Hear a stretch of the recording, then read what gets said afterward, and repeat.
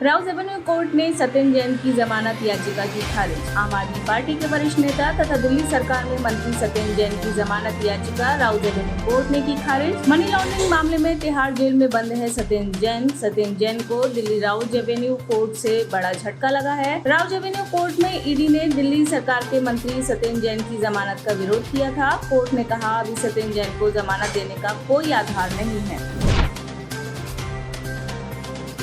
Additional न्यायाधीश बनाए गए स्थायी न्यायाधीश। प्रयागराज इलाहाबाद हाई कोर्ट में पूर्व से कार्यरत 10 एडिशनल न्यायाधीशों को केंद्र ने स्थायी न्यायाधीश के रूप में नियुक्त करने की अधिसूचना जारी कर दी है। इस अधिसूचना के बाद सभी कार्यरत 10 एडिशनल जजों को फिर से शपथ दिलाई जाएगी, जिन्हें स्थायी न्यायाधीश के रूप में नियुक्त किया गया है। उनके नाम इस प्रकार हैं: justice Sanjay Kumar Pachauri, justice Subhash Chandra Sharma, justice Saroj Yadav, justice Mohammad Aslam, justice Anil Kumar Ojha, justice Sadhana Rani Thakur, justice Syed Aftab Hussain Rizvi, justice Ajay Tyagi, justice Ajay Kumar Srivastava हैं। नहीं थम रहा है अग्निपथ योजना को लेकर बवाल। अग्निपथ योजना को लेकर युवाओं का आक्रोश कम होने का नाम नहीं ले रहा है। बिहार में इस योजना के खिलाफ विपक्ष की ओर से बंद बुलाया गया। इस दौरान बिहार पुलिस ने 140 उपद्रवियों को गिरफ्तार किया है। 3 दिन में 620 उपद्रवियों को गिरफ्तार किया गया है।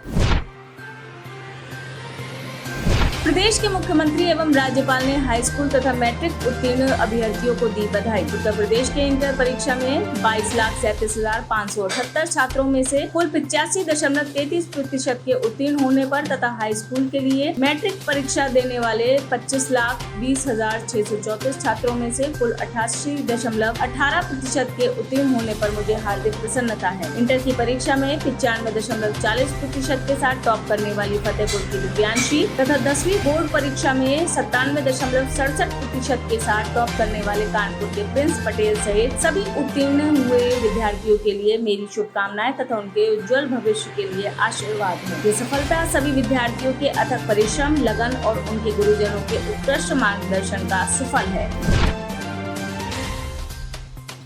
अग्निपथ योजना पर मचे बवाल के बीच दिवंगत सीडीएस विपिन रावत का वीडियो वायरल। अग्निपथ योजना के खिलाफ देश के कई राज्यों में बवाल और आगजनी के बीच दिवंगत सीडीएस विपिन रावत का एक पुराना भाषण वायरल हो रहा है, जो उन्होंने 13 दिसंबर 2018 में एक कार्यक्रम को संबोधित करते हुए दिया था। रावत ने कहा था कि युवाओं को सेना को नौकरी का जरिया नहीं समझना चाहिए, इसके लिए मन में जज्बा होना चाहिए।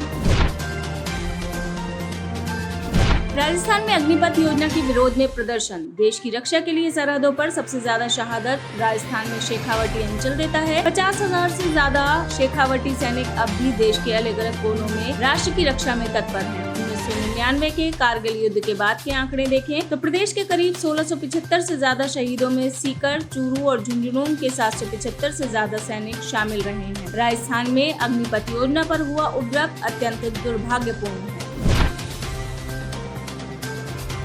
अग्निपथ योजना उपद्रव में शामिल युवाओं के लिए बिहार पुलिस ने किया अलर्ट जारी। अग्निपथ योजना के विरोध में हो रहे हिंसक प्रदर्शन को लेकर बिहार पुलिस ने युवाओं के लिए जारी किया अलर्ट। अग्निपथ हिंसा में शामिल युवकों को बिहार सरकारी योजनाओं से वंचित कर दिया जाएगा। वीडियो फुटेज के आधार पर उपद्रव में शामिल युवाओं के खिलाफ केस दर्ज करेगी बिहार पुलिस। संसद का शीतकालीन सत्र नई बिल्डिंग में चल सकता है, ओम बिरला। लोकसभा स्पीकर ओम बिरला ने कहा कि संसद की नई बिल्डिंग तकनीक और सुरक्षा की दृष्टि से पुरानी संसद की इमारत से ज्यादा अच्छी है। उन्होंने कहा कि हमारी कोशिश यही है कि शीतकालीन सत्र से नई बिल्डिंग में शुरुआत हो जाए। नए भवन में आत्मनिर्भर भारत की तस्वीर साफ तौर से दिखाई देगी। संसद का पुराना भवन भी इसका एक हिस्सा रहेगा। 5 सितारा होटल में 15 साल के नाबालिग ने हाउसकीपिंग स्टाफ के साथ किया रेप। देहरादून के एक 5 सितारा होटल में 24 वर्षीय महिला हाउसकीपिंग स्टाफ के साथ होटल के महिला टॉयलेट में 15 साल के लड़के ने कथित रूप से बलात्कार किया। महिला की शिकायत के आधार पर लड़के को झारखंड से गिरफ्तार कर लिया गया है। गिरफ्तार होने के बाद नाबालिग को किशोर न्यायालय में पेश कर शनिवार को हरिद्वार के बाल सुधार गृह भेज दिया गया। पुलिस ने आईपीसी की धारा 376 के तहत मामला दर्ज किया है तथा मामले की जाँच चल रही है। बाढ़ से त्रस्त असम बदहाल जीवन। असम में बाढ़ से मची तबाही को लेकर मुख्यमंत्री हिमंता बिस्वा शर्मा ने इस मामले पर प्रधानमंत्री मोदी ने गहरी चिंता व्यक्त की है और मुख्यमंत्री हिमंता बिस्वा शर्मा को केंद्र से भरपूर मदद करने का आश्वासन दिया गया है। अग्निपथ योजना में चौथी बार संशोधन, वेबसाइट पर अपडेट डाउनलोड। अग्निपथ में चौथी बार संशोधन, वायुसेना ने वेबसाइट पर जानकारी अपलोड की। सैलरी के साथ हार्डशिप अनाउंस, CDS कैंटीन सुविधा, यूनिफॉर्म, ट्रेवल अलाउंस, साल में 30 छुट्टियां, अलग से मेडिकल लीव, अग्निवीरों को 1 करोड़ का बीमा कवर मिलेगा। सेवा के दौरान मृत्यु पर परिवार को मिलेगा 1 करोड़।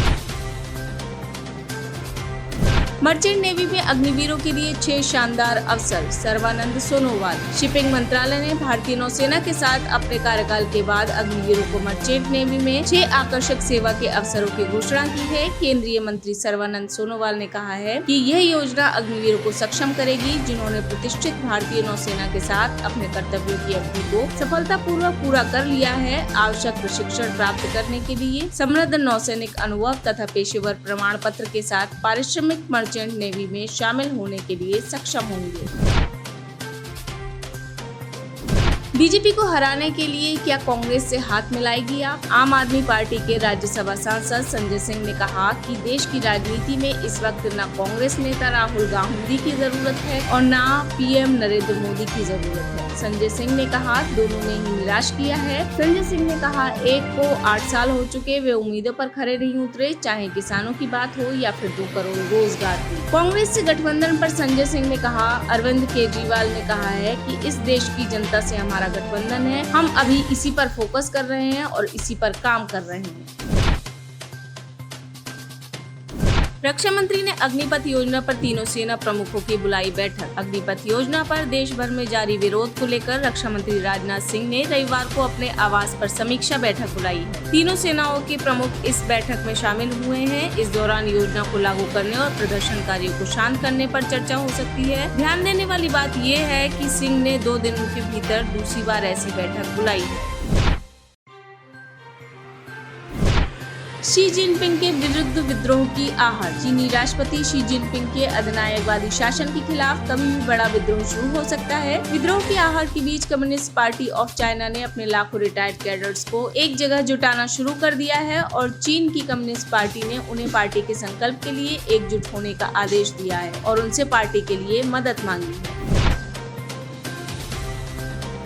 काबुल गुरुद्वारे में विस्फोट की वजह आई सामने। अफगानिस्तान की राजधानी काबुल में बीते दिन यानी शनिवार को एक गुरुद्वारे में हुए विस्फोट की जिम्मेदारी आतंकी संगठन ISIS ने ली है। ISIS ने बताया कि उनके एक लड़के ने पैगंबर मोहम्मद पर हुई अपमानजनक टिप्पणी को लेकर किया है। इस घटना में एक सिख सहित 2 लोगों की मौत हो गई और 7 अन्य लोग घायल हो गए। जापान में भूकंप के झटके। जापान के इशिकावा प्रांत के नोटो क्षेत्र में 5.4 तीव्रता का जोरदार भूकंप आया, परंतु सुनामी की कोई चेतावनी नहीं जारी की गई है। अब तक किसी बड़े नुकसान की सूचना नहीं है। इशिकावा परमाणु ऊर्जा संयंत्र और आसपास के परमाणु ऊर्जा संयंत्रों को कोई नुकसान नहीं पहुंचा है। एजेंसियां अत्यंत सावधानी के साथ हर संभव उपाय करना जारी रखेंगी। अफगानिस्तान से अंतर्राष्ट्रीय उड़ानें शुरू। रूस के बाद अमेरिकी आधिपत्य वाले अफगानिस्तान में तालिबान की वापसी के बाद से अब नागरिक सेवाएं बहाल हुई हैं। अफगानिस्तान के नंगरहार प्रांत के जलालाबाद हवाई अड्डे से 2 दशक तक सेवा देने के बाद नागरिक उड़ानें फिर से शुरू कर दी गई हैं। श्रीलंकाई सेना ने नागरिकों पर चलाई गोली। श्रीलंकाई नागरिकों में आर्थिक तंगी के चलते इतना असंतोष बढ़ गया है कि लोग अब लूटपाट पर आमदा हो गए हैं। विद्रोही जनता ने सरकारी चेतावनियों की अनदेखी करते हुए एक पेट्रोल पंप पर हमला बोला, जिसके जवाब में सेना ने बड़ी कार्रवाई करते हुए पुलिस स्टेशन पर गोलियां चलाई। आर्थिक बदहाली के कारण लगभग गृह युद्ध जैसी स्थिति झेल रहे श्रीलंकाई नागरिकों में भारी असंतोष देखने को मिल रहा है। स्थिति इतनी भयावह हो गई है कि नागरिक अब लूटपाट पर आमदा हो गए हैं। आप इस खबर के बारे में क्या सोचते हैं, हमें कमेंट सेक्शन में बताएं। साथ ही ब्रह्मास्त्र न्यूज को सब्सक्राइब और शेयर भी जरूर करें।